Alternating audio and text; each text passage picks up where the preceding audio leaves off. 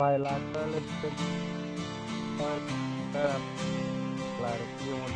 যেদিন আছে এত খারাপ রে ভাই। ঈদের আগে সোল বলে একটু মার্কেট করতো, সেই টাকাও তুই খাইয়ে দিবি।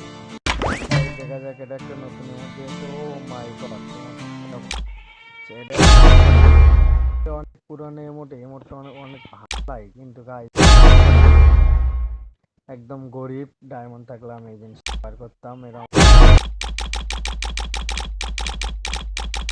ছিল কিন্তু